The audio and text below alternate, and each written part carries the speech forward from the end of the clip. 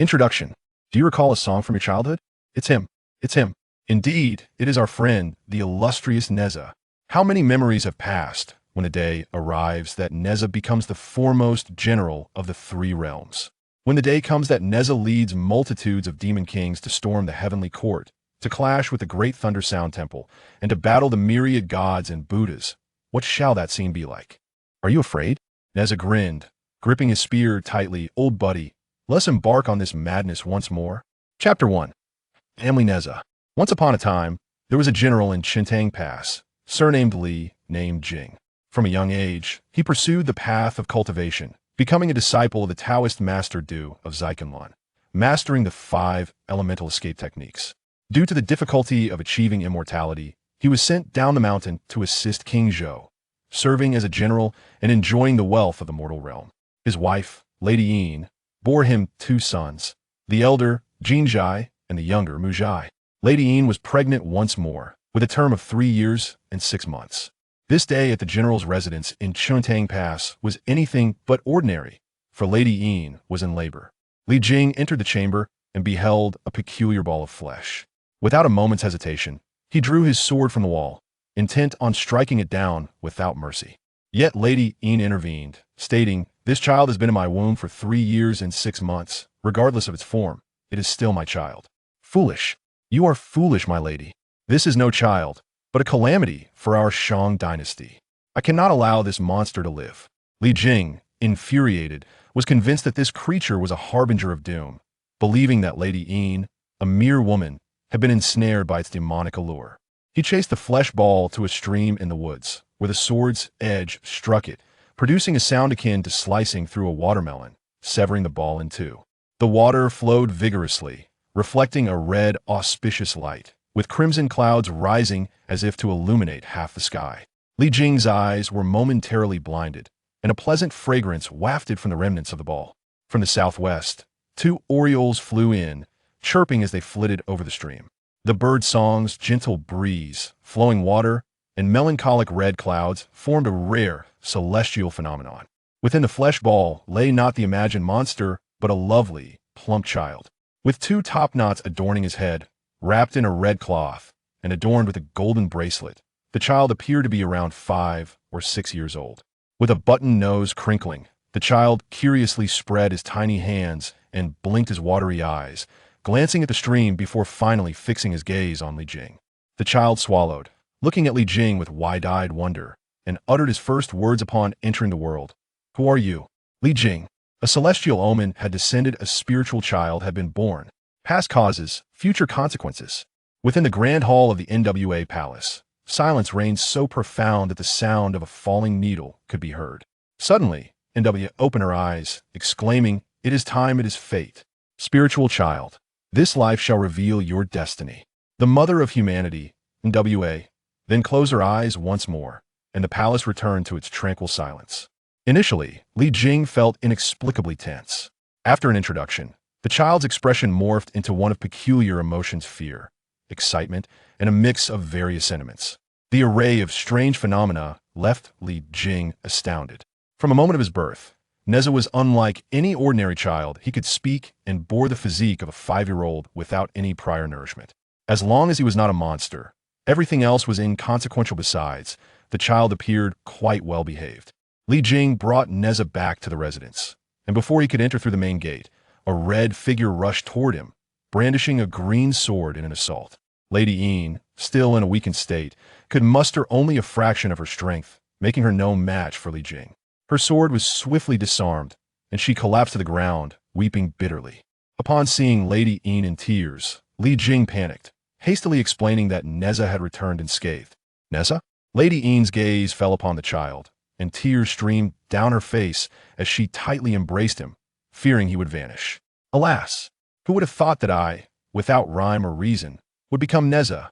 I was merely a high school student in the 21st century, rooted in my lineage, who, under the pressures of the college entrance examination, met an untimely demise, only to awaken bewilderingly as the legendary figure, Li Nezha.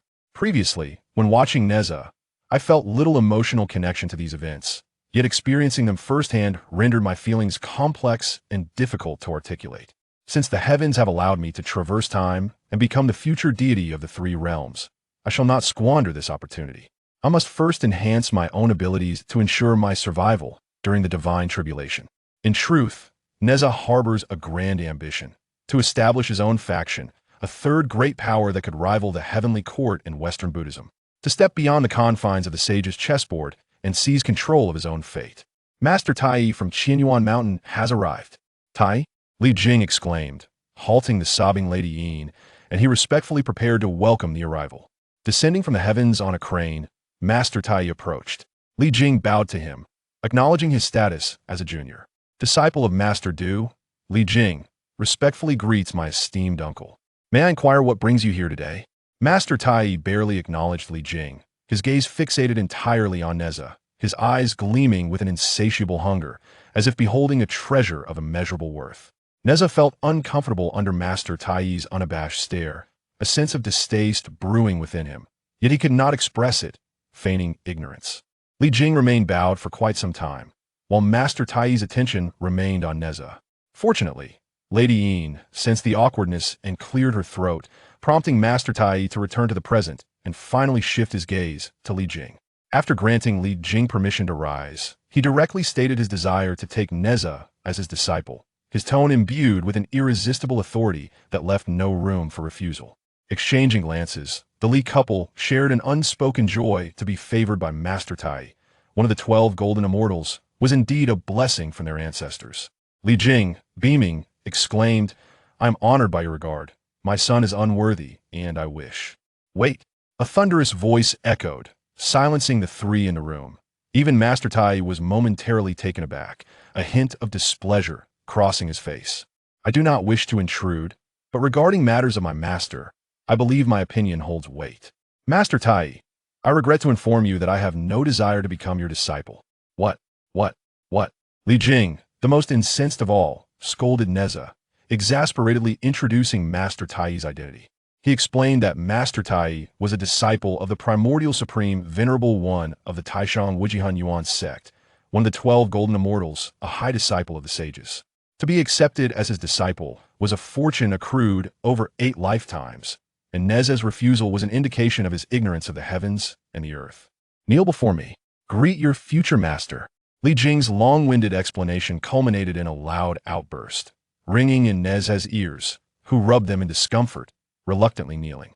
After all, Li Jing was his father. Had he been reincarnated as Li Jing's father, I would have surely dealt with him harshly. Nezha mused, secretly amused by the thought. "What's so funny? Be serious." While internally scolding Li Jing, Nezha complied, lowering his head and casting his eyes around, lost in thought. Li Jing's demeanor shifted, his face instantly lighting up with a smile. "Master, Nezha is still young and lacks understanding. I can make all decisions regarding this matter. My son Nezha shall henceforth be your disciple. The path ahead is singular. There is no turning back once it is taken." Contemplating the future, Nezha gritted his teeth and said, "May I speak for a moment?" "Silence. You have no place to speak here." Li Jing's anger flared up immediately. Yin gently tugged at Nezha, subtly shaking her head to signal him to refrain from speaking out of turn. Li Jing was about to explain to Tai, yet the latter, impatient, waved his hand dismissively, fixing a penetrating gaze on Nezha, his voice icy. "What do you wish to convey? Know this, no one dares to defy me." Taking a deep breath, Nezha rose cautiously from the ground, saying, "Old man, what makes you worthy to be my master?" The term old man made Li Jing break into a cold sweat, his very soul trembling. Tai was not someone to be trifled with, and Li Jing feared the ire of the immortal, observing Tai's expression with utmost caution. Tai paused momentarily, then fell silent. He was wagering, betting that Tai would not take offense. In his past life, he had been a spirit beside Nuwa. It was unlikely he would be punished for a mere utterance. Indeed, Tai opened his profound eyes, showing no anger, and chuckled. "What do you deem as powerful?" Nezha picked up a stone from the courtyard, pointing it skyward, and with a swift motion, crushed the stone into powder that scattered with the wind. "I will pierce a hole in the heavens. Can you do that?" With his back turned to the crowd, his expression remained concealed. The atmosphere was eerily silent, broken only by the howling wind and the soft breaths of those present. "Are you truly unwilling to take me as your master? This is your destiny." Tai, still unperturbed, maintained a smile. He insisted, You will acquiesce, but Nezha shook his head apologetically. I say you will. The ever-smiling visage of Tai finally lost its mirth, his face a mask of calmness devoid of emotion. A formidable pressure enveloped Nezha, as if he were being crushed by 1,000 pounds of iron, fear seeping from his very bones. Tai's imposing aura bore down upon Nezha, while Li Jing and his wife remained oblivious to the tension, their legs trembling uncontrollably, as if compelled to kneel. Nezha struggled to hold his ground. Just as his knees were about to buckle, the pressure vanished entirely. He gasped for air, suddenly aware of the beauty of the atmosphere around him. Tai chuckled again. I shall not force you one day. You will willingly kneel and implore me to be your master. It is destined. The final phrase was deliberately emphasized, and with that, Tai departed. Li Jing and his wife believed Tai had a forgiving nature, disregarding the child's nonsensical words, while only Nezha understood how furious Tai truly was. You! Li Jing pointed at Nezha, speechless with rage, cursing him as an ungrateful child. His face darkened as he retreated to the inner palace. Ying tenderly stroked Nezha's dark hair, saying, Whatever decision you make, my son, I will support you. In my heart, you will always be right. Follow your own path. As Yin's footsteps faded, a wave of emotion and trust surged within Nezha. This was the essence of a mother's love. It was no wonder that, in the original tale, no matter how many calamities Nezha caused, Yin steadfastly stood by him, clearing obstacles in his path. Li Jing, you may disregard my feelings, but if I ever discover that you have harmed Yin, even in the most grievous manner, I will act without hesitation. I hope you do not force my hand. Nezha's fingernails dug deeply into his palm, the crimson droplets staining the grass before vanishing without a trace. Chapter 2. How many moves can you withstand? Half a month passed in the blink of an eye. Besides possessing the physique of a 5- or 6-year-old, Nezha also bore the strength of a celestial being. It is no wonder that, despite his lack of serious training, he could effortlessly slay the Sea Knight demon and extract the tendons of the third prince, Ao Bing. For mortals to reach celestial status typically requires centuries of diligent practice. Thus Nezha had an innate advantage, possessing the power of others who had trained for 100 years. In the primordial era, upon his transformation, he was already at the golden immortal level. Many were at the great Luo golden immortal rank.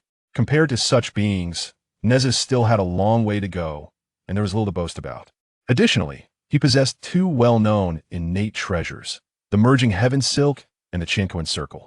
Though not top-tier innate artifacts, they remained immensely powerful and would serve him well throughout his life. Why did he not choose to take Tai as his master? Tai's arrogance and disdain were merely part of the equation. The primary reason was the cold-blooded nature of the Chan sect.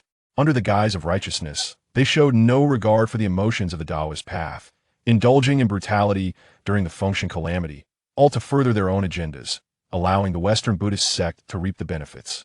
The decline of Taoism and the rise of Buddhism in later generations were largely attributed to the primordial masters and their disciples.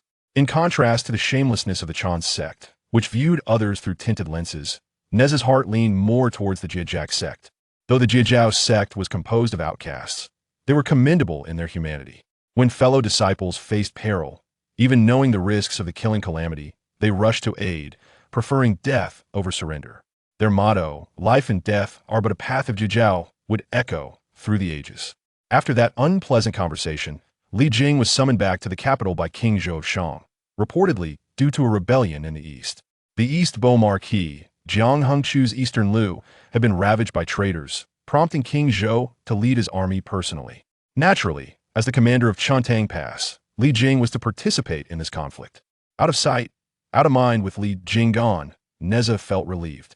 Rather than endure Li Jing's constant reprimands, he wished for him to be as far away as possible. Thus, for the past half-month, Nezha relished his time with Yin, fully immersing himself in the warmth of maternal affection. Mother, please tell me what happened next. Did you and father escape safely? Yin gazed at Nezha with kindness, ruffling his hair with a smile. After enduring half a month of torrential rain, your father and I defended the city against the disaster. The enemy forces were not as fortunate. This unprecedented downpour was pivotal in securing victory. Under your father's leadership, our army was unstoppable, routing the enemy and forcing them to flee. Before she could finish, Yin suddenly collapsed to the ground, her face pale. Nezha rushed to support Yin, laying her on the bed, and promptly sought a doctor. After a thorough examination, He anxiously inquired about her condition. Well, young master, during the delivery, the lady experienced emotional distress, and coupled with the intense exertion post-delivery, these two factors have depleted her vital energy and affected her essence. She is not in immediate danger, but from now on, she will bear the mark of illness. The doctor stated that this ailment was incurable and attempted to leave with his medical bag. Yet, Nezha would not let him escape easily. Through intimidation and threats, the old man's courage nearly failed him, and he reluctantly revealed a special remedy. He explained that dragons are the spirits of all creation, their essence and blood being treasures, with dragon tendons being particularly precious for nurturing the body and replenishing vitality. If dragon tendons were used as the main ingredient, the lady's illness would not be an issue. However, dragons are mythical beings, unattainable for mortals, so finding dragon tendons would require the young master's own efforts. After the elder finished speaking and packed his bag, Nezha ensured he was generously compensated for his services. What was destined to come would inevitably arrive. It seemed this trial was unavoidable. Was he afraid? No. For his mother, would he not dare to extract a dragon tendon? If it meant curing Yin's ailment, he would not hesitate, even if it meant annihilating the entire dragon clan. At Nine Dragon Bay, the seawater rhythmically crashed against the rocks in undulating waves, a continuous cycle. Hovering above the water's surface, radiant red light shimmered as the treasures stirred the waves. In the center of the merging heaven silk, a 5-meter whirlpool formed, turning the East Sea into chaos. The Crystal Palace swayed, disturbing the third prince Ao Bing, who dispatched the steward, the night demon Li Jin, to investigate. Emerging from the water, Li Jin saw a 5- or 6-year-old child who reached out to grasp his neck, attempting to lift him.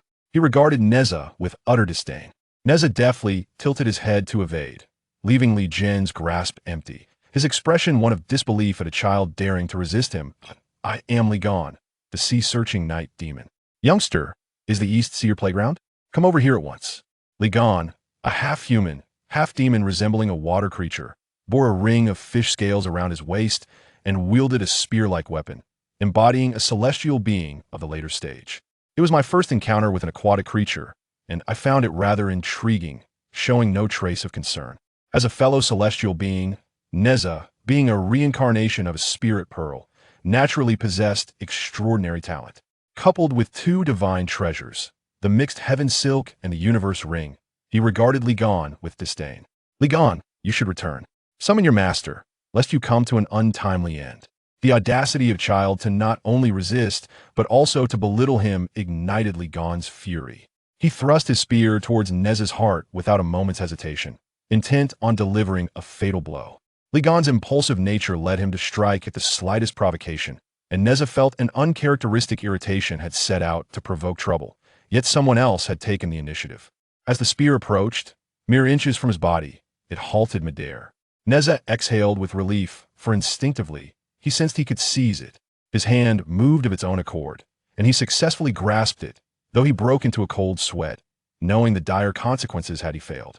With Li Gan's spear now under his control, Nezha wasted no time. Having engaged in numerous battles in his past life, he recognized the opportunity and, wielding his trident with his left hand, swung the universe ring like a brick towards Li Gan's head. With a resounding crack, tension surged within him as the universe ring veered slightly off course, shattering Li Gan's spear. The sea demon's bulging eyes widened in shock had it struck him. His life would have been forfeit. Nezha, harboring a grudge from earlier, unleashed a cunning tactic, kicking Li Gan in the groin. With a cry, Li Gan soared through the air like a kite severed from its string, crashing into the sea and sending up a tremendous splash. Fear gripped Li Gan, who dared not surface, fleeing towards the East Sea.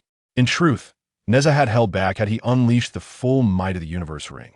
Li Gan would have had no chance to escape. Although it would be simple to slay Li Gan, the objective of this venture was to obtain dragon tendons, and he had no desire to forge enmity with the East Sea.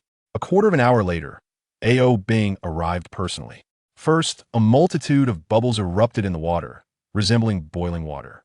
The bubbling intensified until a colossal water column erupted from the surface, and Nezha's eyes flickered with intrigue. The entrance was indeed spectacular. The third prince, Ao Bing, was a profound celestial being, his power significantly surpassing Nezha's. Yet, Nezha felt no trepidation, only a hint of excitement and anticipation. If the original tale allowed for the extraction of tendons from Ao Bing, then surely he could do the same. Clenching his fists, Nezha pondered the true extent of a profound celestial strength. Little fellow, have you seen a green-faced, fanged little demon king, notorious for his ruthlessness? Above the 10-meter water column, Ao Bing, clad in gleaming silver armor and crowned with an atrigram black gold diadem, spoke in a language Nezha found incomprehensible. Perplexed, Nezha wondered why Ao Bing sought vengeance, yet inquired about a little demon king. Little demon king? Realization struck Nezha as he slapped his forehead. Ao Bing was referring to him. His teeth ground together in indignation. I haven't seen any little demon king, but there's a little grandpa right here. Ao Bing, bewildered, pondered who this little grandpa might be. Nezha grinned mischievously. Why, little grandpa is none other than me. Only then did Ao Bing comprehend, realizing Nezha was taking advantage of him. His face shifted through shades of blue and white, visibly agitated. However, as the third prince of the East Sea, Ao Bing held a noble status, deeming it beneath him to squabble with a mere child. With a glare, he resumed his search for the little demon king. The sea monster that just came was utterly useless. What was its name? Lily gone? Alas, one kick and he vanished. Nezha pretended to search the surroundings, feigning curiosity. Ao Bing faltered, scrutinizing Nezha with incredulity from head to toe, as if attempting to see through him. Finally, he burst into laughter, tears streaming down his face. His expression then turned fierce as he realized that Li Gan had been defeated by this child, marveling at the audacity of the youth today. The preceding banter was merely a ploy to enrage Ao Bing. Otherwise, if Nezha had approached him directly requesting dragon tendons, it would have been awkward. However, if Ao Bing struck first, the circumstances would shift, rendering Nezha's actions as self-defense. How do you compare to that worthless Li Gan? Can you withstand even a few of my strikes? Nezha retorted, unperturbed. Chapter 3. The clash. Nezha's sharp tongue provoked Ao Bing, causing the latter's lips to quiver with fury. His piercing gaze made it evident that Ao Bing was genuinely enraged. Very well, a sharp-tongued brat. Then do not blame me for my ruthlessness. When you arrive in the underworld, remember to inform King Yin that it was I, the third prince of the Eastern Sea, Ao Bing, who brought you down. With a shout, a fierce gale swept across the Eastern Sea, and a colossal water dragon surged forth, engulfing Nezha completely, obliterating him from existence. Casting a glance at the surging waters, Ao Bing raised an eyebrow and let out a disdainful snort, preparing to return to the Eastern Sea. Suddenly, a tremendous roar echoed in his ears. The water dragon erupted violently, scattering the seawater in a fan-like explosion, drenching the ocean's surface with torrential rain. Above the Eastern Sea, the mystic heaven silk enveloped an oval water vortex, the silken ribbons dancing like blooming flowers, effectively blocking all incoming torrents, while a magnificent crimson glow illuminated the scene. Nezha triumphantly twirled the mystic heaven silk. How splendid! These two treasures are truly magnificent. The universe ring strikes with precision like a sledgehammer, and the mystic heaven silk is indeed unparalleled in defense. Ao Bing's sorcery is utterly ineffective against it. Frustrated, Ao Bing stomped his heavenly boots, and another water dragon surged forth. As the torrential waters descended, Nezha wielded the mystic heaven silk with deftness, transforming the water dragon into a massive whirlpool. Behind the formidable deluge, Ao Bing brandished his painting pole spear, aiming a fierce strike at Nezha. Farewell, arrogant little wretch. Ao Bing felt assured of victory, his features betraying a hint of delight. With a dazzling burst of golden light, the universe ring was unleashed. Nezha chuckled, such feeble tactics are insufficient before me. Though he spoke lightly, Nezha secretly lamented. If a battle truly ensued, aside from his magical prowess and two divine treasures, he possessed little else in terms of spells, leaving him lacking in confidence. As Ao Bing's spear was repelled, his eyes grew increasingly malevolent. The spear arced skyward, clashing with the universe ring in a cacophony that pounded painfully against the eardrums. The universe ring, forged from the purest golden essence, wielded formidable power, capable of contending with Ao Bing even at the celestial level. Nezha had already retracted the mystic heaven silk, the whirlpool, now resembling a torrent from the heavenly river, crashed down, unleashing a deluge that did not diminish the fervor of their battle. Golden light danced above the Eastern Sea, the waves rolling tumultuously. After approximately 30 exchanges, the initial tension and anxiety had long faded. Nezha's combat prowess was astonishing. From his initial clumsiness to a growing mastery, he unleashed his techniques with abandon. Gradually acclimating to the battlefield, he proved no weaker than Ao Bing, even subtly gaining the upper hand. With an unspoken agreement, they paused. Both drenched like drowned rats from the cascading waters, yet their imposing presence remained undiminished as they held their ground upon the sea. Ao Bing's hands trembled. The universe ring was exceedingly formidable, striking him with a relentless barrage, clearly a product of unorthodox training. Having diligently practiced his spear techniques since childhood and earned countless accolades as a rare martial talent across the realms, he could hardly fathom how he was unable to best a practitioner of such unconventional methods. Ao Bing was at a loss, filled with indignation as he exhaled billowing clouds of white smoke, which swiftly enveloped the air, obscuring his vision. The atmosphere seemed to still, save for the howling wind. Suddenly, a formidable presence surged forward, the fierce dragon's maw gaping wide, as if poised to devour everything in its path. Within mere meters, Ao Bing felt saliva pooling, sensing the imminent danger of being swallowed whole. The thought of such a brutal fate compelled Nezha to produce the Qianquan circle, launching it into the dragon's mouth. This magical artifact fit snugly, preventing Ao Bing's jaws from closing despite his intent to consume the diminutive figure before him. The proximity heightened Ao Bing's distress, causing drool to cascade uncontrollably. Nezha, exasperated, felt the moisture staining his garments, and in disgust, he delivered a sharp slap to Ao Bing's forehead. Still defiant, Ao Bing's eyes blazed with fury, and if looks could kill, Nezha would surely be reduced to mere bones. Undeterred, Nezha's fingers cracked ominously as he began to strike Ao Bing's forehead. This is what you get for trying to bite me, for glaring at me, for having such a punchable face. Ao Bing, feeling wronged, was on the verge of tears. Nezha, gifted with extraordinary abilities, possessed strength that surpassed that of his celestial peers. Each blow landed with formidable force, yet Ao Bing's robust dragon physique endured the onslaught. Nevertheless, after a thorough beating, Ao Bing bore bruises and welts. Despite being subdued, Ao Bing exhibited no signs of panic. Instead, his eyes glinted with cunning and ferocity. Was there a hidden trick or a secret weapon yet to be unveiled? A chilling sensation crept down Nezha's spine. Suddenly, something akin to a whip lashed out, striking Nezha's back with sharp pain. Ao Bing's tail had caught him off guard, causing the Qianquan circle to slip from his grasp and plunge into the East Sea. As he sputtered water, Nezha made a startling discovery. He could breathe underwater. Yet, in that moment, he had no inclination to ponder this revelation, for the burning pain ignited his fury. With the Qianquan circle as his primary offensive weapon and the Hunyuan silk for defense, he had initially been invulnerable. How careless of him. Fortunately, the Hunyuan silk had shielded him, or else he would have faced severe consequences. Nezha, already not one to harbor grudges lightly, was determined to reclaim his dignity. With a resounding splash, a beam of golden light shot forth like a cannonball. Ao Bing's halberd intercepted the brilliance, but the sheer force sent him flying several meters. The Qianquan circle returned, deftly catching the golden light. In midair, Nezha, holding the Qianquan circle, suddenly smiled. Ao Bing, while submerged, I stumbled upon something quite intriguing. I suggest you brace yourself. Ao Bing sensed impending doom, and indeed, as the Qianquan circle in Nezha's hand shimmered with golden light, it multiplied. 2, 3, 4, until there were over 100 Qianquan circles, rapidly converging in a direct assault. The final Qianquan circle struck Ao Bing squarely in the chest, and with a metallic clang, the multitude of circles dissipated, leaving Ao Bing's halberd slipping from his grasp and plunging into the tumultuous waves, while a sizable dent appeared in his chest armor, sending him crashing onto the shore. Ao Bing did not hesitate. He clumsily rose to his feet and fled into the distance. Nezha was unconcerned about Ao Bing's escape. He unleashed the Qianquan circle, which spun gracefully in the air, striking Ao Bing and causing him to stagger.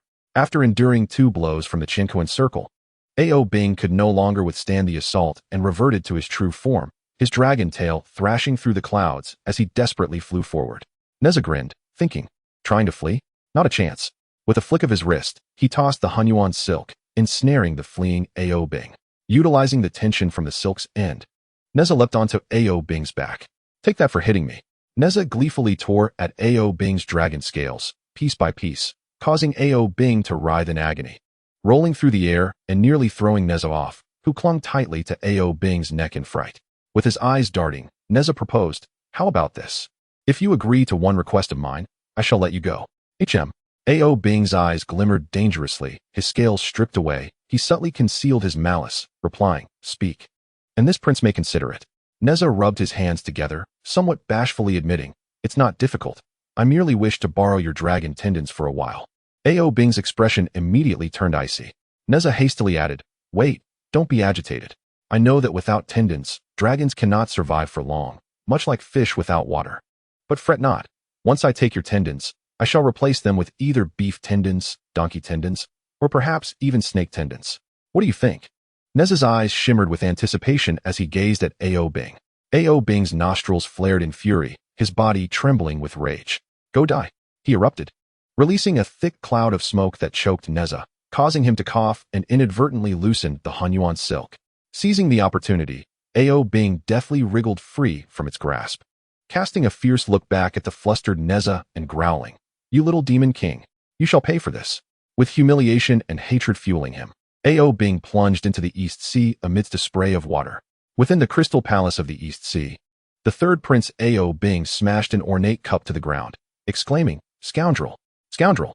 Scoundrel!" His roars echoed through the dragon palace, filled with a raspy fury. "Little demon king, I shall take your life." Fuming, Ao Bing grasped his spear, preparing to leave the crystal palace. The third prince calmed himself, realizing that the little demon king's treasures were too formidable. He mused that aside from the dragon king, few in the East Sea could confront the little demon king. Li Gan quickly intervened, blocking Ao Bing's path. "Oh, Li Gan, what do you propose?" Ao Bing inquired, hopeful. "My lord, I believe we cannot attack forcefully. We must employ cunning instead. Let us endure for now, and once the Dragon King returns from the West Sea, he will surely deal with the little demon king. Furthermore, our East Sea Navy is well-trained and numerous. I doubt the little demon king would dare to trespass into the Dragon Palace. Even if he were bold enough, he would surely meet with doom." "Indeed, your reasoning is sound. But how can this prince swallow such humiliation? My Dragon Palace's shrimp soldiers and crab generals are exceptionally elite. The little demon king would not be foolish enough to take such risks." Just then, a panicked shrimp soldier burst into the hall, exclaiming, "Report!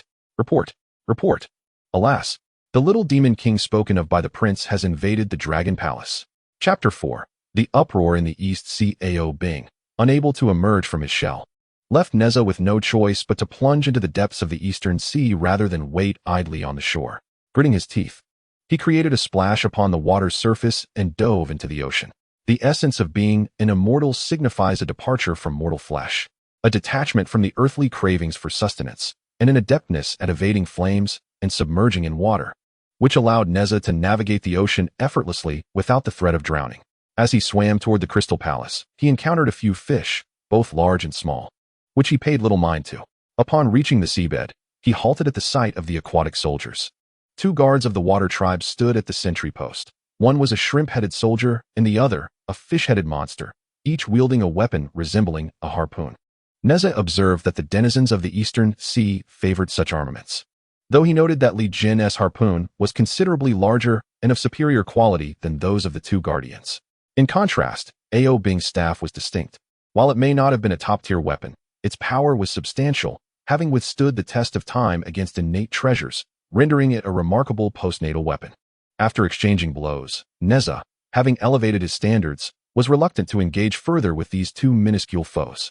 He expressed his desire to meet the third prince, Ao Bing, and requested that they relay his message. To his surprise, the guards were dismissive, mocking him, claiming that everyone wished to meet the third prince, and that he would be overwhelmed by such demands. The shrimp-headed soldier impatiently gestured for Nezha to leave, while the fish-headed monster pulled the shrimp soldier aside for a whispered conversation. As a celestial being, Nezha possessed keen hearing and discerned their words with clarity. The fish-headed monster scolded the shrimp soldier for his foolishness, provoking an immediate and furious response from the shrimp soldier, who was eager to retaliate. The fish-headed monster, placing a hand on the shrimp soldier's chest, urged him to calm his temper and posed a question. "Do you know what is the most delectable treat in the 3 realms? Human flesh, especially tender. Magical children like this one before us," as drool dripped from his mouth. Unable to resist the temptation, the shrimp soldier eagerly swallowed, questioning, "How do you know? Have you ever tasted it?" The fish-headed monster, with a smug expression, recounted how, during a certain mission by the river, he feasted on a child every day, relishing the flavor and the experience. Nezha, listening intently, felt a surge of rage. How could they be so utterly depraved? As the saying goes, demons have their ways, and humans have theirs. It is not uncommon for demons to feast upon humans. Yet, There should always be a sliver of mercy in any endeavor. If it were merely a matter of killing, Nezha could bear it. But how could a child be at fault? In the innocent exploration of the vast world, to have one's life extinguished, was that just? Even in his later years, Nezha, while catching shrimp and crabs, would spare the spawning mother crabs and young shrimp, granting them a chance at life. Fury ignited within Nezha, while the two conspirators continued to plot against him. The shrimp soldier remarked that Nezha's ability to enter the sea suggested powers beyond their own. The fish-headed monster reassured him, claiming, "Fear not, he is merely a child. At most a celestial being. Though we are still spirits, together we can surely overcome him. Perhaps after devouring Nezha, we will ascend from spirits to celestial beings, transforming into true demons." The allure of such power proved too tempting for the shrimp soldier, who clapped his hands in agreement, declaring, "Let us proceed." Still yearning to transform into a monster, "I shall turn you into shrimp chips today." Two individuals brandishing harpoons encircled Nezha, one in front and the other behind. Fearful that he might escape, gazing at him as though he were a human-shaped dumpling, saliva pooling in anticipation. Nezha smiled knowingly, his fingers interlaced, stepping onto the battlefield. The Rui Jingu Bang lay idle. He feared that a misstep might result in the demise of the two, which would render the encounter less amusing. The shrimp commander let out a fierce cry to bolster his courage, startling Nezha momentarily.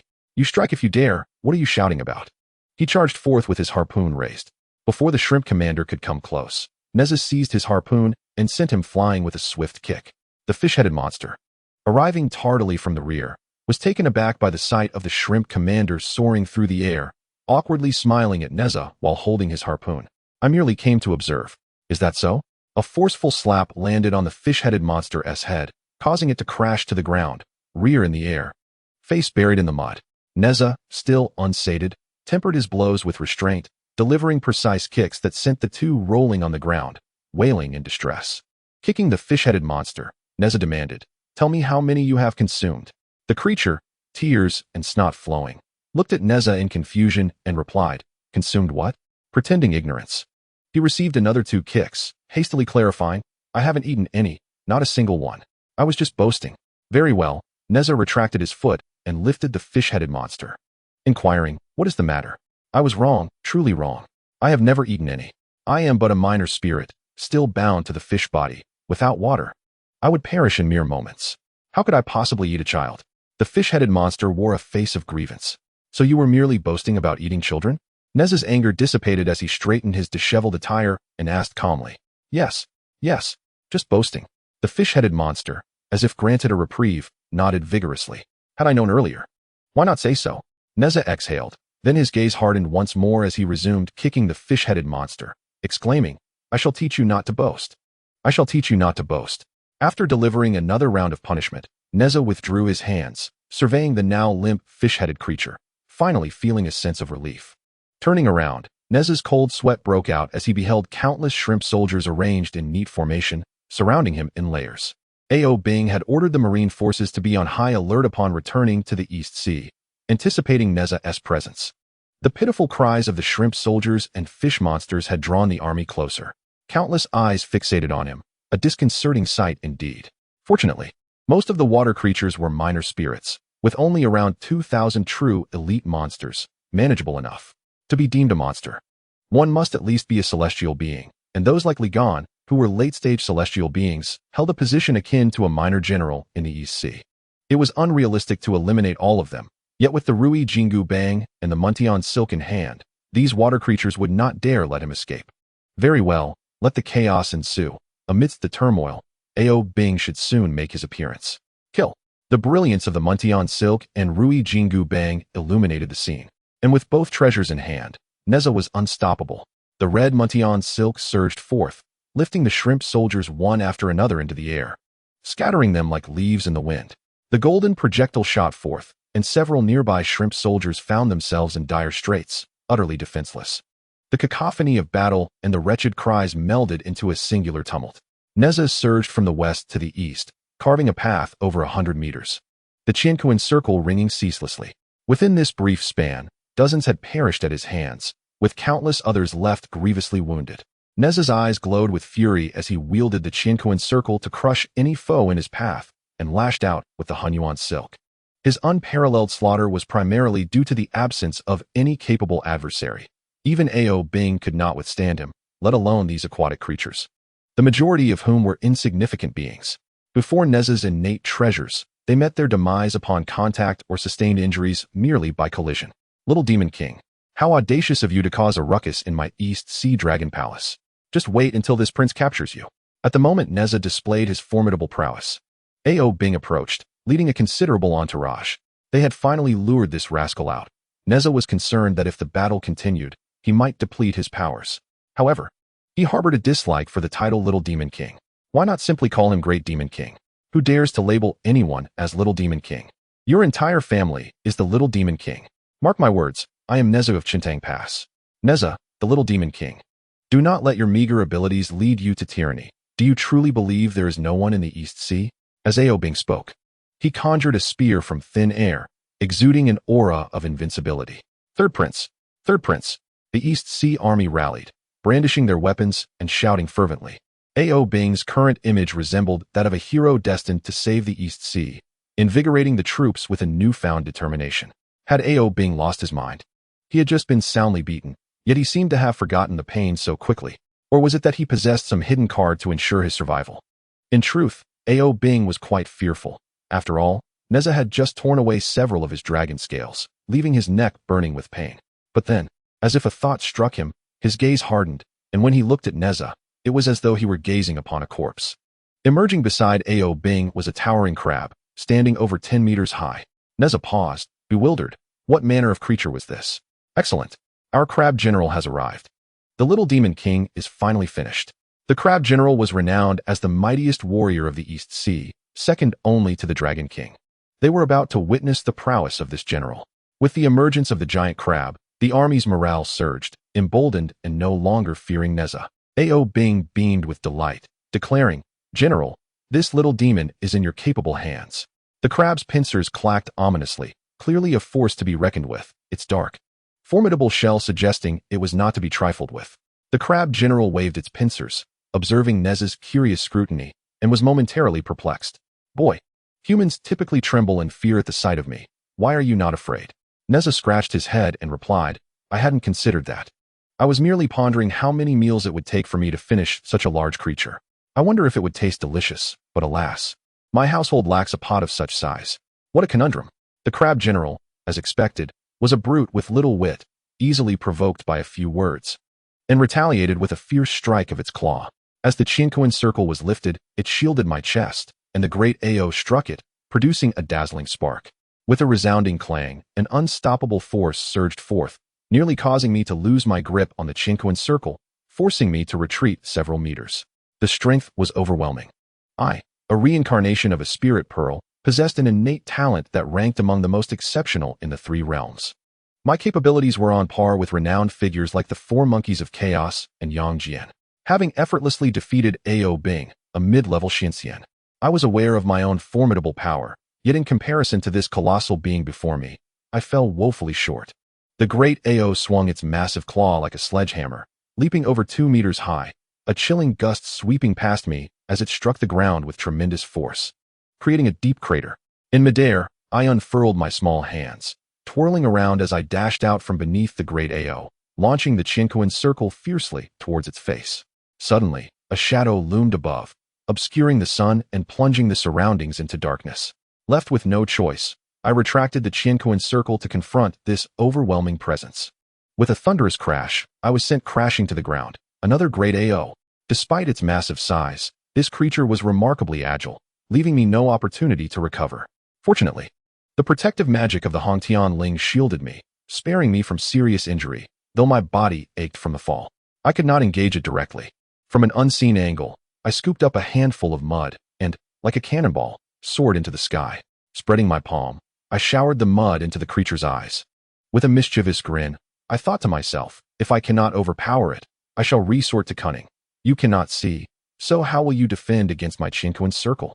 I unleashed the Qianquan circle once more, but to my astonishment, the great crab was unfazed, swatting me down like a mere fly. How frustrating. Although the great crab was invisible, it managed to block my attack purely by instinct, showcasing an absurd level of reflex. The Qianquan circle had met its match. and thus I resorted to the Hongtianling. Once released, it ensnared one of the great crab's legs, wrapping around it tightly. From leg to shell, and finally to the great Ao's head, it bound the creature until it became completely obscured. Victory was mine. The battlefield fell silent. The foremost general of the East China Sea had been defeated. The aquatic army was in disbelief, sitting down heavily. I found this battle more exhausting than 10 encounters with Ao Bing. Suddenly, the fabric binding the great crab quivered. "No way," I exclaimed. The shaking intensified, and with a ripping sound, the Hongtianling was torn into countless fragments. One piece, two pieces. The great crab emerged unscathed, igniting a frenzy among the aquatic soldiers, who raised their weapons in uproar. Shaking the mud from my eyes, I stood as the victor, declaring, "Little Demon King, your precious item is destroyed. Continuing this fight is futile. You have lost." I regarded the great crab with derision. "You think you can damage a congenital spiritual treasure? How arrogant." The remaining fabric fluttered, transforming into a length of 1 meter, shaking several times until the fragments elongated, ultimately restoring to its original size. The crab general stared, stunned, as he gazed greedily at his prize. "Little ghost, this precious circle is now mine." The great crab, filled with delight, fiddled with the cosmic circle, examining its fit around its shell, uncertain where to place it. Eventually, it discovered that the location of its claws was just right, and so it donned the artifact. After putting it on, it spun around, feeling quite proud of itself. The great crab, captivated by its newfound treasure, deemed it only natural to claim it as its own. A sudden exclamation revealed its empty claws. In the midst of the earlier encounter, it had been too dazed to notice. The crab general rotated the cosmic circle, mocking itself, declaring it unworthy of such treasures, and lamenting that its presence would only tarnish the artifact. Furthermore, it demanded the heavenly silk from Nezha, disregarding the great crab. Nezha rolled his eyes, thinking, "Enjoy your moment of pride. Soon, I shall bring you to tears." With fingers splayed and muttering a series of incantations, he unleashed a sharp cry, revealing a wicked grin. As the final words of the spell left his lips, the cosmic circle expanded dramatically, soaring from the crab's body and spinning in the air. The cosmic circle then launched itself fiercely, striking the crab directly in the eye, causing its eyelids to swell. "Ouch!" The great crab cried, unable to open its eyes as tears flowed freely. Seizing the opportunity, Nezha ascended, grasping the cosmic circle and unleashing an extraordinary force upon the great crab. As a formidable general of the East Sea, the crab instinctively raised its claw to block the attack. To everyone's astonishment, one of its claws fell to the ground. In a critical moment, Nezha finally broke through, advancing to the late stage of the celestial realm, significantly enhancing his combat prowess. The crab, having relaxed its guard, exposed a vulnerability, allowing the cosmic circle to breach its defenses, an occurrence that would have been impossible in a formal battle. With his magical energy nearly depleted and having just attained a breakthrough, Nezha sought a tranquil place to recuperate. Moreover, the great crab and its allies, Ao Bing and Li Jin, were poised to strike, making it clear that remaining would be fatal. The escape route was blocked by shrimp soldiers, leaving Nezha no choice. He gritted his teeth and propelled himself deep into the Crystal Palace, embracing the notion of fighting for survival. The multitude of aquatic beings stood in shock, while Ao Bing seethed with anger. Under such a tightly woven net, how could they allow the adversary to slip away right from under their noses? Ao Bing, standing at the forefront, chastised the assembly, commanding the 8,000 shrimp soldiers to seal off all potential escape routes in the East Sea. Determined to capture the little demon king Nezha at all costs, regardless of life or death. With one claw of the crab general shattered, it leapt about, baring its teeth. Ao Bing cast a glance at the great crab and sneered, "Useless," before leading the 8,000 aquatic soldiers in pursuit of Nezha. The chase was relentless. Ao Bing, infuriated, thought, "What have I done to you? Why pursue me so vehemently?" He vowed to make Nezha pay once he regained his strength. As yet another squad of shrimp soldiers approached, Nezha peeked cautiously from the aquatic plants. Before he could catch his breath, another wave of pursuers arrived. With no other option, Nezha spotted the nearest house and swiftly darted inside. With a wary posture, Nezha peered through the crack of the door, relieved to see that the pursuing soldiers had departed. He exhaled deeply and collapsed onto the ground, grateful to finally be rid of those relentless pursuers. However, he soon found himself pondering his surroundings. As he turned his head, he was startled to discover a youthful, enchanting face merely half a meter away, curiously observing him. Chapter 5. I have been deceiving you. The girl appeared to be around 14 or 15 years of age, her delicate hand supporting her charming cheek, large eyes sparkling as they fixed upon him. Most notably, she bore two exquisite dragon horns atop her head. A dragon clan member. Cursed be it. Nezha cursed inwardly and attempted to seize her by the throat, only to have his hand thwarted by her small yet nimble hand. In that brief encounter, he realized she was no ordinary foe, possessing strength at the initial stage of the Xianxian realm. Under normal circumstances, encountering someone at the Xianxian initial stage would not daunt him, but given his current injuries, engaging in a prolonged struggle would undoubtedly attract further pursuers. Thus, Nezha resolved to strike decisively. He lifted a foot to kick beneath her skirt, prompting the girl to flush with embarrassment and scold him for his indecency.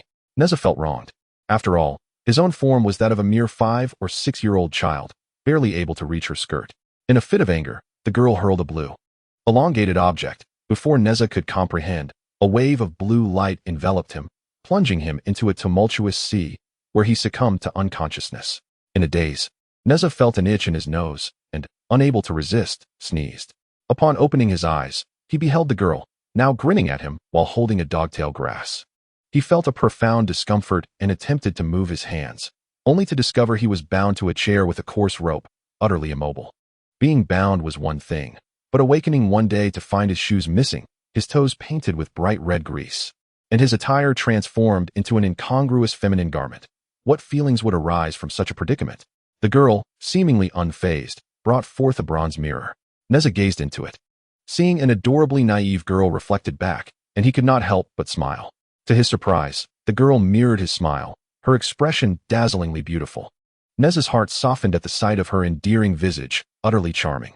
Could the girl in the mirror possibly be me?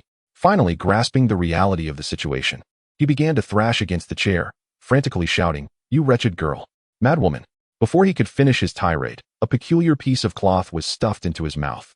"Stop your shouting, or you will alert my third brother," she warned. Nezha's eyes widened in astonishment. Could this girl be the daughter of Ao Guang? She continued her monologue. "My third brother is utterly useless. In the end, it all comes down to me. Once I take action, even the little demon king will be easily subdued." The little dragon girl expressed her pride, declaring her intention to deliver Nezha to Ao Guang, certain that her father would commend her. Nezha felt a surge of panic. If that were to happen, it would be disastrous. He exerted all his strength to escape, but the ropes remained steadfast. "Do not waste your efforts. This is the dragon clan's treasured binding rope, the Quan Jiao Sua. You cannot break free." The girl, seemingly struck by a thought, pointed at Nezha with a look of sudden realization. "Oh, I remember now. Someone just called me a wretched girl and a madwoman. How should I deal with you?" The little dragon girl cast a malevolent glance at Nezha. Initially overwhelmed by dread, Nezha soon found himself exuberantly elated, his spirits soaring, devoid of tears, and yearning for more. Were it not for the cloth covering his mouth, he would have felt compelled to roar with delight. The little dragon girl leaned in, her delicate neck brushing against Nezha's ear, her subtle fragrance whimsical and distinct from the typical scents of women, yet undeniably pleasant. She exhaled softly and inquired if he had enjoyed himself moments prior. Nezha shook his head, a flicker of trepidation coursing through his mind. Indeed, fear. "Now heed my words. You shall merely nod or shake your head in response. Do you comprehend?" Nezha gazed at her in confusion until she gritted her teeth and began to tickle his soles with a blade of grass. A sharp cry nearly escaped his lips. The torment was unbearable. "If you do not nod, I shall continue," she warned. Relieved by the prospect of mercy, Nezha nodded vigorously. "First, from this day forth, you are confined to this room, with no permission to venture elsewhere. Do you agree?" Having learned his lesson, Nezha hastily nodded in acquiescence. "Good," she continued. "Secondly, you must obey my every command within these walls. If I wish to go east, we shall go east.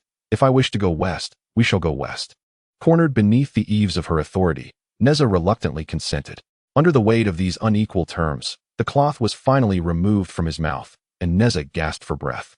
"Now let us see if this works." The little dragon girl tilted her head playfully. "Call me sister," she urged. "Nezha, do it," she insisted, brandishing the blade of grass. His eyes widened in alarm. "Sister. Ah, obedient little sister," she teased. "Now call me aunt. Call me mother. Wait until I escape this predicament, and I shall make you call me grandfather 100 times, from dawn till dusk. What are you pondering? Do it now." With a whirl of his eyes, he reminded himself that they were all women, and maternal affection knows no bounds. Calling her would not diminish his pride. "Mother. Ah, good boy. Did you enjoy my socks earlier?" Nezha, fixated on the white cloth that lay twisted on the ground, could no longer suppress his urge and bowed his head to retch. Endure, he admonished himself. Great achievements require patience. The bindings felt unyieldingly tight, and realizing he could not escape through sheer willpower, Nezha surrendered. Through observation and interaction, he discerned that the little dragon girl was not inherently malicious. She possessed a fondness for peculiarities and playful antics, embodying the essence of a child. Winning over a child is a simple task, he chuckled darkly to himself. By the way, little dragon girl, what is your name? Call me Ao Ling, she replied, engrossed in a bamboo scroll of human literature, seemingly oblivious to Nezha's presence. To capture Ao Ling's attention, Nezha decided to feign grandeur. I come from the land above. Whether through historical records or whimsical tales, none are unaware of my existence. Is there a living tome more knowledgeable than I? Ao Ling was indeed intrigued, cradling the bamboo scroll in her arms, and asked, do you truly understand everything? She gazed at Nezha with skepticism. Nezha, of course, boasted of his vast knowledge from 5,000 years past to 5,000 years hence, and inquired what book the little dragon maiden was reading. A book of jokes. Nezha replied. All right then, he thought, having initially regarded the little dragon maiden as an eager learner. He decided to tell her a joke. The little dragon maiden, her head drooping, waited quietly like a small bird. Once upon a time, there was a man who stepped on a lemon and ended up souring to death. The little dragon maiden was taken aback for a moment, while Nezha secretly regretted his lack of comedic skills, having spent his previous life devoted to study rather than humor. This was indeed an embarrassing moment. However, to his astonishment, after a pause, the little dragon maiden burst into laughter, clutching her belly and laughing heartily. Is that really funny? Nezha wondered, as she continued to request more jokes. Though he managed to share a few more awkwardly amusing tales, the little dragon maiden remained delighted and joyous. Nezha, however, did not lose sight of his purpose. He expressed that he needed to free himself from the binding ropes. The little dragon maiden hesitated at first, but after Nezha reassured her repeatedly that he was not a threat, she ultimately helped him untie the bindings. She was indeed easy to persuade. Remembering the humiliation he had suffered, Nezha's anger surged within him, vowing to take revenge on the little dragon maiden, Ao Bing, in the East Sea once he had healed. After 3 days of recuperation, Nezha finally regained his strength while feigning interest in Ao Ling, secretly nursing his injuries. Today he felt completely healed. Having been injured and subdued by the treasure in the opponent's hands, Nezha was confident he could defeat Ao Ling if it came to a confrontation. Do you know? I've been trapped in this dark room for 200 years. I have never felt as joyous as I do these past few days. Truly, I am so happy, Ao Ling expressed. Nezha clenched his fists tightly behind Ao Ling's back, gritting his teeth, unable to bring himself to harm her. He thought, I could never bring myself to kill Ao Ling. After all, she saved my life. Perhaps just a fainting blow would suffice. Yet, he found himself unable to act on it. I have gazed upon the azure sea for days. 1 day, 2 days, 1 year, 2 years, a century, 2 centuries. Yet I remain confined within the dragon palace. My father says the outside world is too terrifying, but I long to venture out, to smell the fragrance of flowers, to see what the vast grasslands look like. Thank you, Nezha. Truly, thank you, Ao Ling said. Enough, enough. Do not utter another word, Nezha suddenly shouted, his voice filled with fervor. Ao Ling, do not be foolish. I have been using you all along. From the very beginning, I harbored no good intentions. I have been deceiving you. He laughed maniacally, yet deep down, Nezha did not wish to forge any bond with the little dragon maiden. He preferred that she despise him now rather than harbor resentment in the future. Ao Ling stared at the frenzied Nezha, lost in a daze, collapsing weakly to the ground. Her eyes hollow and devoid of emotion. She could hardly fathom how their situation had devolved into this. Nezha departed without uttering a single word, and the little dragon maiden did not attempt to stop him. As Nezha stepped beyond the threshold, she posed a question, her voice as gentle as the breeze. Did you ever regard me as a friend?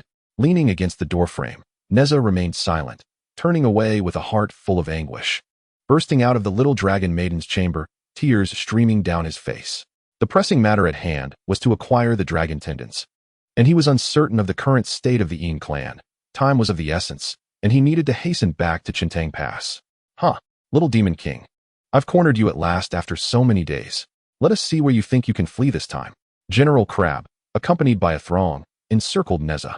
Chapter 6. Stalemate indeed. Tranquility was elusive, with aquatic creatures lurking everywhere, and enemies awaited just outside the door. However, having advanced to the late stage of the celestial immortal realm, Nezha's strength had significantly improved, and the capabilities of his spiritual treasures had also been enhanced. Defeat was not a foregone conclusion. The giant crab had grown new pincers, and Nezha was curious to ascertain who was stronger now, himself or the formidable crab. Outside the dragon palace of the East Sea, muffled sounds of conflict echoed as the two engaged in an intense struggle, neither able to gain the upper hand. Furrowing his brow, Nezha realized that although he had grown more powerful, he was merely holding his own against the giant crab. As the battle raged, a fresh wave of aquatic foes surged forth, led by an octopus, another formidable celestial general. Third Prince, do not linger. Let us join forces to swiftly eliminate the little demon king to avert unforeseen complications. To the left, the third Prince Ao Bing, accompanied by his own battalion, cast a sinister smile at Nezha, effectively blocking all avenues of escape. Nezha's palms grew clammy, with two late-stage celestial generals from the East Sea and the formidable Ao Bing. Along with tens of thousands of aquatic soldiers obstructing his path, he was ensnared in a veritable web of doom with no means of escape. Ao Bing's fervent animosity was palpable, as he had deployed such an extravagant force, far beyond what was necessary to confront Nezha. With a boisterous laugh, Ao Bing proclaimed that in his eyes, Nezha had already met his demise. Brandishing his spear with a sense of triumph, Nezha roared as he plunged into the fray. Truth be told, Ao Bing's spear techniques were quite sophisticated, honed through rigorous training. However, Nezha perceived the opponent's moves as rigid and predictable, mere embellishments lacking in practicality. Despite the seemingly repetitive maneuvers of the Qianquan circle, Nezha wielded it with such finesse that it became his signature technique, akin to the legendary three axes of Cheng Yaojin. In the past, Cheng Yaojin had triumphed over countless renowned generals with these very strikes, rendering Ao Bing's spear techniques insignificant in Nezha's eyes. As Nezha unleashed his wrath, the Qianquan circle struck Ao Bing, leaving him dazed. Fearing for their third prince's safety, the two generals from the East Sea rushed in, shamelessly joining the fray against Nezha. The clamor of battle echoed like the sound of metal being forged, as the Qianquan circle, the painted spear, and the crab's pincers clashed, sending sparks flying. Several nearby shrimp soldiers were obliterated by the spiritual treasures, causing the East Sea aquatic forces to retreat a staggering 20 meters, leaving behind a circular battlefield. Too fearful to approach. As the four combatants clashed, the Qianquan ring collided fiercely with the crab claw, sending forth a shower of metallic sparks. The elongated tentacles lashed out violently. The Hung Tian Ling was thrown, ensnaring the giant squid's appendages, just as Ao Bing's painted spear came barreling forward. Nezha hurriedly retracted the Qianquan ring to block the attack. With a resounding crash, he found himself sent flying over 10 meters. The encounter had barely begun, and he was already defeated. He was utterly outmatched, his arms numb and aching. Ultimately, the Qianquan ring was merely a magical artifact, despite its formidable power. It lacked the ease of a true weapon. Had he wielded the fire-tipped spear, he would have faced 3 opponents without a hint of fear. Even if he possessed the strength of 3 heads and 6 arms, such divine capabilities would not rival the prowess of the 8-9 profound art. This revered technique is known as the foremost physical cultivation method across the realms. Reminiscent of the invincible figures like Erlang Xinyang Jian and the Monkey King Sun Wukong during the journey to the west. However, Nezha remained a step behind both. Not due to a lack of divine abilities, but rather because his cultivation was not as profound. Yet now, he found himself powerless, unable to withstand the onslaught of many. It was unwise to linger in battle. He must employ the 36 stratagems and retreat. Grasping the Qianquan ring, Nezha surged forth like a cheetah, swift and resolute. 50 meters away, Li Jin and his legion of over 10,000 aquatic soldiers lay in wait, obstructing his path. Behind him, Ao Bing, the crab, and the octopus generals pursued relentlessly. Ao Bing, mobilizing such a grand force to capture a mere child, was indeed making a mountain out of a molehill. Surrender was not an option. Nezha was fully prepared this time, and Ao Bing was destined for failure. Unfazed, Ao Bing mocked Nezha, as countless eyes surrounded them, a cacophony of shouts filling the air. At Ao Ling's command, the crowd surged forward like a swarm of bees. Charge! Attack! Nezha cried. He could not afford to sit idly by. A dozen shrimp soldiers were swept up by the Hung Tian Ling and hurled towards the 3 generals. A thunderous roar erupted as Ao Bing's painted spear sent the shrimp soldiers flying, igniting another fierce battle. Though the spiritual treasure wielded immense power, even the mightiest tiger cannot withstand a pack of wolves. The golden light of the Qianquan ring never waned, relentlessly striking. The air was thick with the acrid scent of blood, severed limbs strewn across the ground. In the chaos of combat, he had barely a moment to catch his breath before, without warning, the painted spear struck the back of Nezha, sending him hurtling several meters away. blood spilling from his torn clothing. He hastily scrambled to his feet, but before he could recover, a boot crashed into his chest, once again sending him sprawling to the ground. His mouth filled with mud, his body ablaze with pain, he could hardly discern how many ribs had broken. He truly lacked the strength to rise. Standing atop Nezha, Ao Bing laughed maniacally, relishing his revenge. The humiliation Ao Bing had endured cut deeply, and now he finally had the chance to avenge himself. With a few vicious kicks, he raised his painted spear, determined that only by slaying the young Demon King could he alleviate the hatred festering in his heart. Third Prince, Little Demon King, I've captured you as promised. You remember that the golden ring on you was to be my war trophy, don't you? The crab interjected, inopportunely. Ao Bing felt a profound sense of dissatisfaction. Speaking of such matters in front of so many aquatic beings made him feel humiliated, as if his absence would render the situation untenable. Nevertheless, he managed to force a smile, asserting that he would certainly honor his promise to the Grand General. The octopus, a prominent figure in the East Sea, brightened at the prospect of gain and eagerly exclaimed, Third Prince, having traveled all the way from the Tualuo River, I cannot assist without recompense. That lovely ribbon you possess, why not gift it to me? It was absurd. Even before he had met his demise, others were already eyeing the treasures on his person.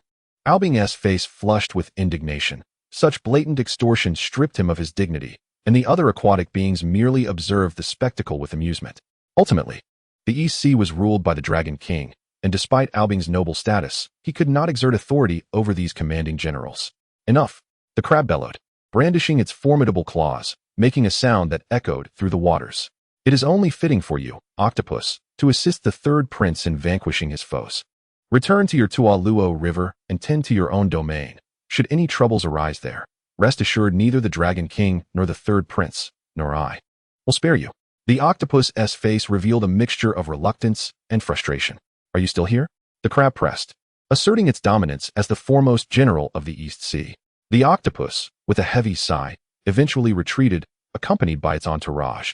Humiliated at the thought of a low-ranking general seeking to claim treasures, Ao Bing deliberately raised his voice, ensuring the other aquatic beings understood that not everyone was entitled to negotiate terms with him.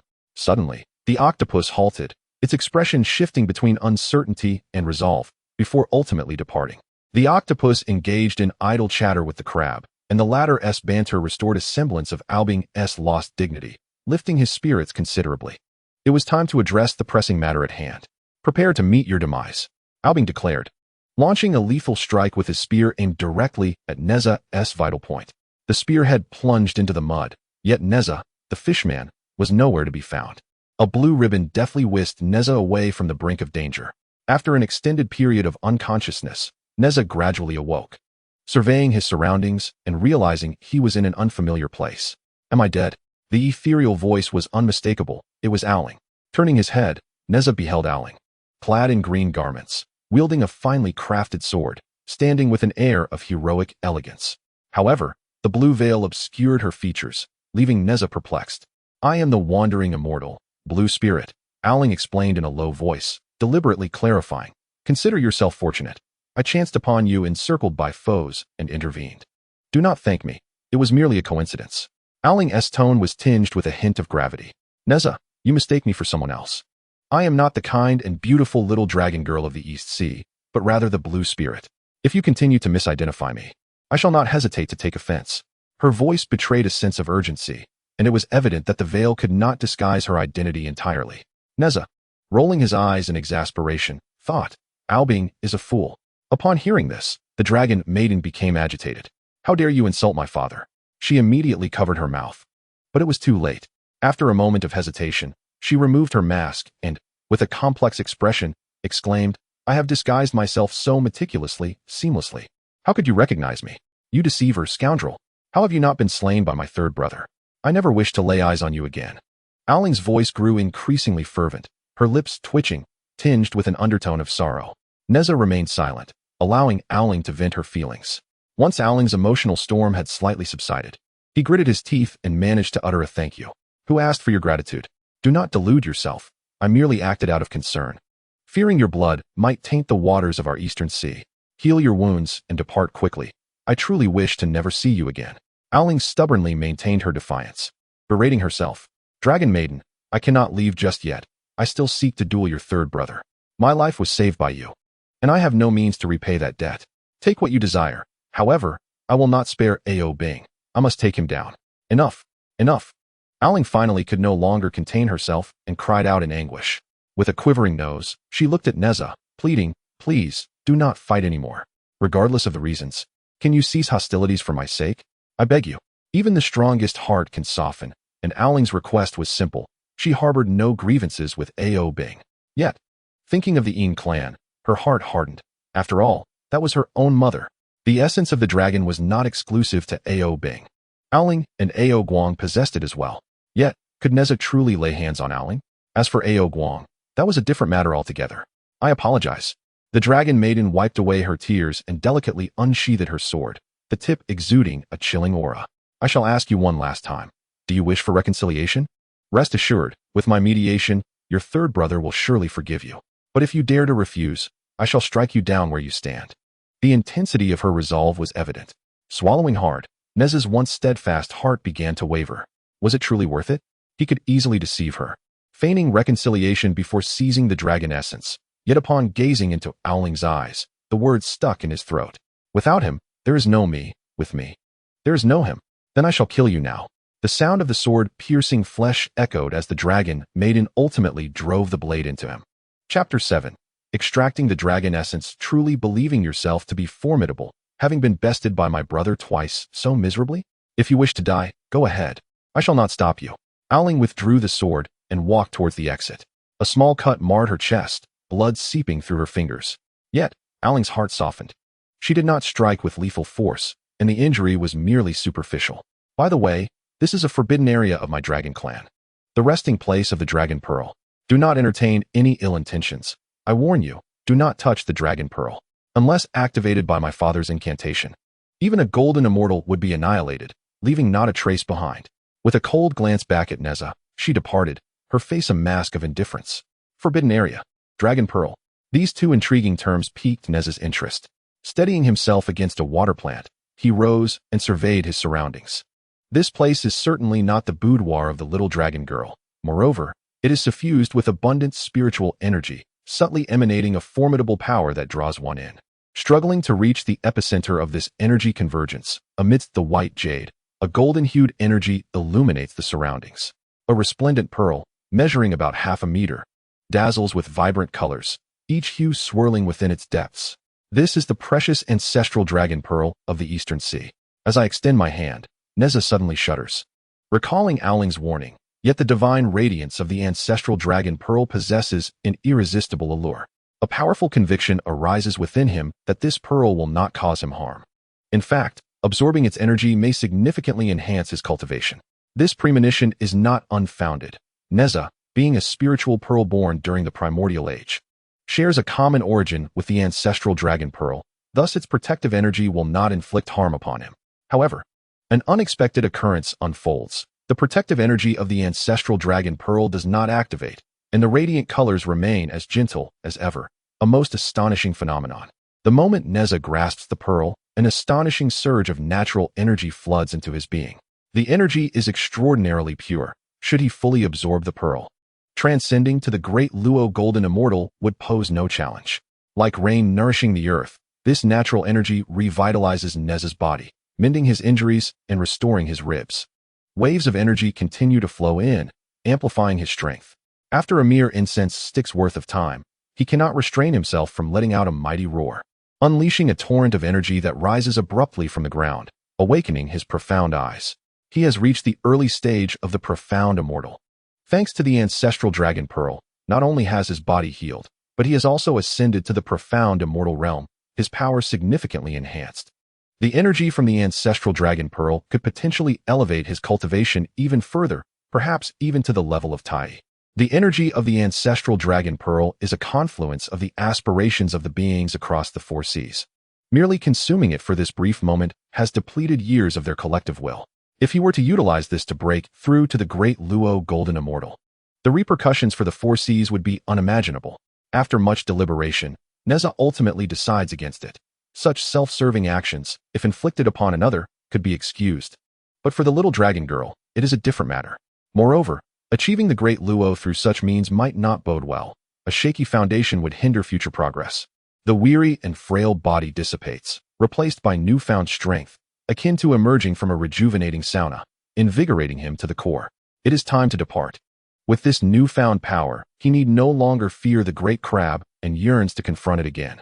As Nezha turns, he is met with the astonished gaze of the little dragon girl, her bundle having tumbled to the ground, jars and vials rolling in disarray. Gazing at the healing potions scattered on the floor, Nezha feels a deep sense of shame. He had devoured the ancestral dragon pearl in her presence, and the memory of his debts to Owling weighs heavily on him. To think that he cannot even acquiesce to her request for reconciliation, while still intending to strip Ao Bing of his dragon tendons, sends a chill down his spine and reddens his face with embarrassment. The extent of his shamelessness is overwhelming, and he wishes he could find a crevice in the earth to hide. The little dragon girl remains motionless. This opportunity is rare, and if she does not seize it now, when will she? She quietly edges towards the door. A sudden scream startled Nezha, causing him to stumble and nearly lose his balance. From which mountain spirit or demon do you hail? To consume the energy of the ancestral dragon pearl is beyond Owling's comprehension, for even the Dragon King cannot achieve such a feat. A blue silk ribbon surged forth, prompting Nezha to leap into the air, ensnaring the ribbon with the heavenly silk, exclaiming, "Have you lost your mind?" This ribbon, known as the stagnant water ribbon or the tide transforming ribbon, was a gift from Ao Guang on Owling's 200th birthday. Owling had only utilized it twice, once to incapacitate Nezha, and once to rescue him from overwhelming encirclement. Its power was formidable, comparable to the heavenly silk itself, as it too was an innate spiritual treasure. In her grasp, the little dragon maiden wielded a finely crafted sword, recklessly thrusting it forward, while the Qianquan circle clashed repeatedly against her attacks. Crazy old woman, what on earth do you intend to do? In a sudden explosion of rage, the little dragon maiden's face flushed with fury as she retorted, "You dare call me a madwoman, you scoundrel? Do you possess even a shred of conscience?" Just as Nezha contemplated retaliating, he faltered, unable to strike the little dragon maiden as her blade continued to rain down upon him. The wrath of a deranged woman is indeed fearsome. How could he provoke her when he could simply avoid confrontation? The Qianquan circle spun in the air, knocking the little dragon maiden and her sword to the ground, allowing Nezha to retract his treasure and leap out of the fray. Suddenly, a streak of white light shot forth, accompanied by the sound of metal clashing. As Ao Bing emerged, retracting the Qianquan circle, "Owling, you possess a great deal of audacity." The little dragon maiden hastily followed, her face paling at the sight of the scene before her. Fidgeting with her skirt and lowering her gaze, she dared not speak. Ao Bing, evidently unwilling to let Owling off the hook, exclaimed, "You may assist this brat, but you have gravely erred in bringing outsiders into the forbidden grounds. If father were to discover this, you should know the dire consequences." The little dragon maiden's complexion grew even paler. "Ao Bing, enough. It was I who coerced her. If you have grievances, direct them at me, Nezha, not at your own sister. How can you justify this?" Ao Bing, trembling with rage, pointed at Nezha, saying, "Very well. If I do not make things difficult for her, then I shall impose upon you." With that, Ao Bing raised his polearm, preparing to strike his own head. The Qianquan circle was summoned, clashing violently against the polearm as sparks flew. Ao Bing struggled to maintain his grip. Unlike before, Nezha's strength had significantly increased, and upon their first clash, Ao Bing realized he was utterly outmatched. He quickly turned to Li Jian, urging, "Hasten to summon General Crab." Li Jian, with a sorrowful countenance, replied, "The general has stated he will not assist again after helping you twice without benefit. He insists you resolve your own affairs." Curse it! Ao Bing seethed internally.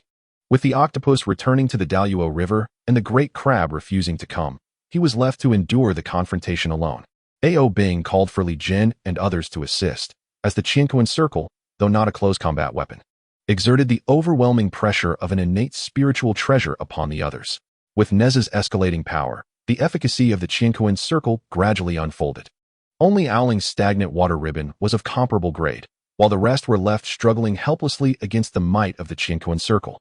"Please, cease this fighting. Brother, I implore you, stop." The little dragon maiden cried out desperately from the side, harboring animosity towards Nezha, yet inexplicably unable to strike him. In a fierce clash, Ao Bing's spear was sent flying, the radiant light striking him, causing him to let out a shriek as he transformed into his true form and fled into the distance. "Step aside, all of you." With a whirl of the mixed heaven silk, a horde of aquatic beings was cast aside. After stirring the waters for over 10 times, The mixed heaven silk carved out a path, enabling the pursuit of Ao Bing. Bang! Bang! Two explosive sounds echoed as a dragon and a figure erupted from the water, soaring toward the heavens. Ao Bing soared faster, with Nezha closely in pursuit. Within the clouds, Ao Bing could not shake off Nezha and was struck by the summoned Chinkoan circle, plummeting from the sky. The mixed heaven silk bound Ao Bing tightly, and Nezha produced a glinting dagger from his bosom, advancing step by step toward Ao Bing. The sound of his footsteps resembled a death knell. In a frenzy, Ao Bing cried out, writhing his dragon body in a desperate attempt to break free. Do not struggle. With your cultivation, you cannot escape. Nezha approached Ao Bing, expressing regret. I am sorry, but I must take your sinew. It is of immense value to me. Ao Bing's pleas for mercy were met with only fear, his eyes reflecting nothing but terror. I am truly sorry. With a swift thrust, the dagger plunged into Ao Bing's abdomen, and amidst a tumult of flesh and blood, Nezha extracted a vibrant, crimson object. He felt no disgust at the sight. Rather, a sense of exhilaration coursed through him. Wonderful with this. My mother shall not suffer from her ailment any longer. Cradling the dragon's sinew, visions of the Insher family's recovery danced in his mind, filling his heart with joy. Ao Bing's visage was drained of color, his eyelids fluttering less frequently, and his lips trembled, the sound of his voice dwindling to a whisper. The dragon sinew, the essence of a dragon, signified life. To lose it meant death.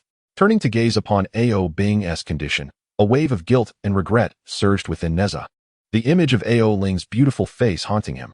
In the next moment, Nezha stood still, the joy in his expression evaporating, his eyes shifting restlessly. Ultimately, gritting his teeth, Nezha returned to Ao Bing's side.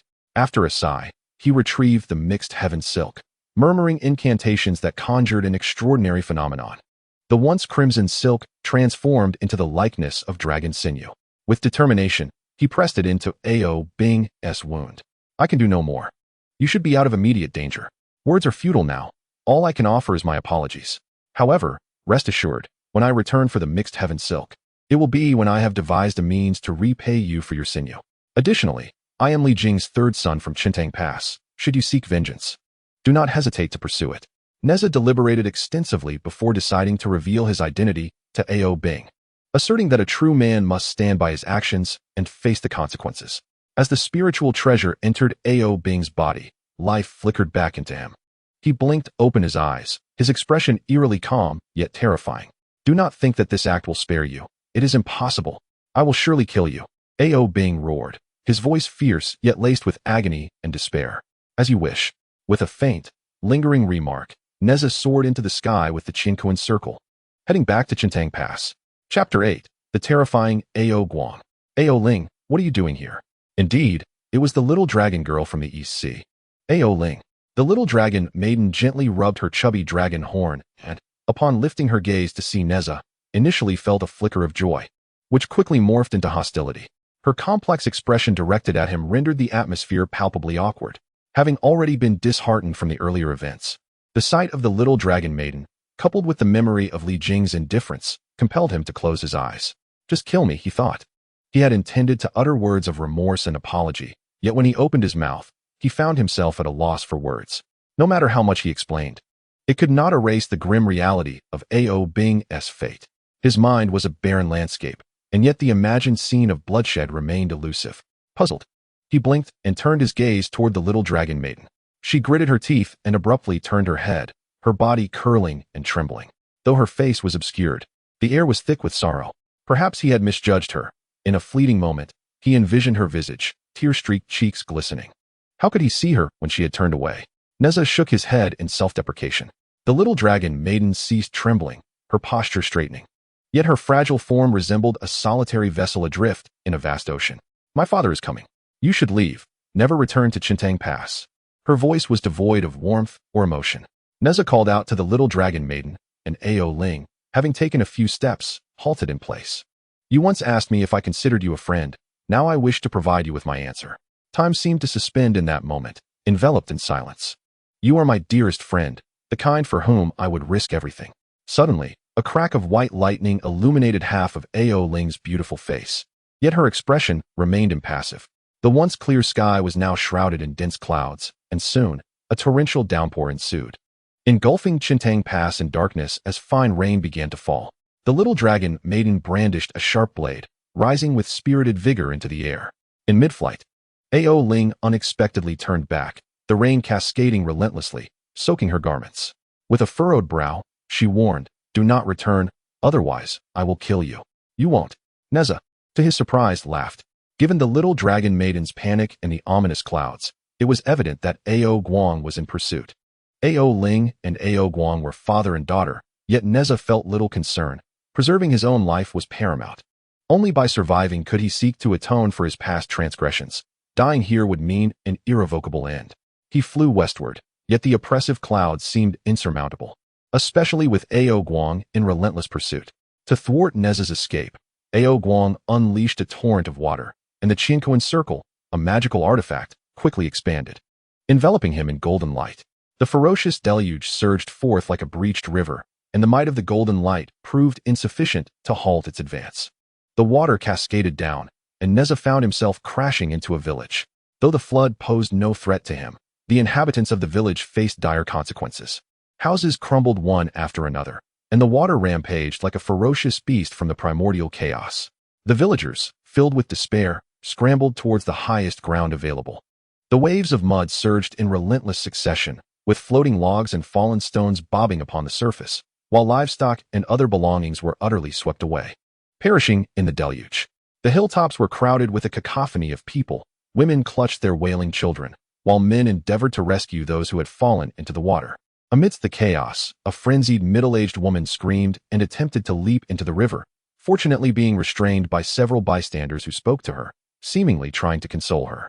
Unmoved, she fixated on a particular spot, weeping and lamenting. Following her gaze, a young boy clutched a piece of driftwood, howling in despair. Suddenly, a massive beam from a nearby structure cracked and plummeted toward the boy. Nezha's expression shifted dramatically. He swiftly hurled the universe ring, which shattered the wooden beam into splinters just a meter away, sending the fragments cascading into the water. Nezha leaped into action, causing splashes to erupt on the river's surface as he seized the boy from the water. At that moment, the house, devoid of its structural support, collapsed with a thunderous roar. Hearing the deafening splash behind him, Nezha, still shaken, comforted the sobbing child, relieved that he had managed to save him. Onlookers in the valley were rendered speechless, kneeling in reverence, repeatedly calling out for the divine child. The mingled sounds of cries, shouts, and the roaring water created a tumultuous symphony, while the villagers, covered in mud and despair, felt their hearts heavy with sorrow. Having caused such calamity for the local populace, they felt unworthy of the worship they received, and thus could not remain there in shame. Ao Guang, with a sinister gaze, observed the unfolding events below, whether by intention or chance, unleashing another torrent of water directly upon the valley. Cursed be it, though he himself might evade the deluge. Over 100 souls behind him would surely suffer, inexorably consumed by the dreadful sorcery. What was to be done? Should he flee? Ao Guang found himself cornered, the cries of children echoing in his ears, their tears soaking him. His heart softened, and he could not bring himself to abandon the vulnerable for his own safety. The thought of his cowardice leading to the demise of so many would haunt him for eternity. After relinquishing the child to the crowd, he cast the universe ring high above the hollow, transforming it into a myriad of shimmering golden shields that enveloped the people with utmost protection. His inner magic surged wildly, converging all its energy into his hands as he roared defiantly against the oncoming torrent. This act was akin to a mantis trying to stop a chariot. Predictably, Nezha was hurled over 100 meters by the force of the flood. Yet, his sacrificial gesture proved somewhat effective, mitigating part of the magical force, allowing the water to cascade down alongside the elliptical barrier. The universe ring twirled back to the ground. This was a confrontation of an entirely disparate magnitude. Even without the mysterious sky silk, his strength had diminished considerably. With both treasures in hand, Nezha's chances of victory remained null. To date, he had not even grazed the hem of Ao Guang's sleeve, underscoring the latter's terrifying power. Ao Guang, standing upon the clouds, regarded Nezha's actions with disdain, unconcerned for the fate of others while he himself was in peril. A foolish endeavor. Rising from the ground, every part of his body ached, his back unable to straighten, as if he had lost his very essence. The memories of storming the East Sea and wreaking havoc in the Dragon Palace, slaying countless fish and shrimp, stealing the dragon pearl, and plundering dragon tendons, loomed ominously in his mind. If the Dragon King were to apprehend him, even 8 lives would not suffice. Suddenly, Ao Guang's expression turned icy. As a blue silk ribbon ensnared his waist, a tumultuous force, it was Ao Ling, urgently commanding him to depart. A glimmer of joy crossed Nezha's face as he seized the universe ring and fled with all his might. After soaring through the skies for what felt like an eternity, reassured that Ao Guang could not catch up, he alighted upon a tree, breaking off the obstructive branches, and settled into a comfortable position to catch his breath. Finally able to exhale. After resting for a while, a gentle rain began to fall, casting a shadow over the sky. How could this be? How did Ao Guang locate him? Although his mind was awash with confusion, he nonetheless sprinted away. This cycle of evasion persisted for 3 days, akin to a headless fly darting aimlessly, touching down in 7 or 8 different locations, each time ultimately discovered by Ao Guang. This revelation dawned upon him. With Ao Guang's prowess, capturing him would be effortless, yet he refrained from doing so, seemingly indulging in a game of cat and mouse. Before his approach, a hint of rain would fall, as if to signal, "I am coming. You must flee swiftly."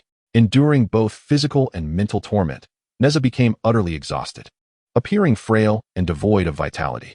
At last, on this day, his magical powers entirely depleted, he plummeted from the skies, landing on a nameless mountain.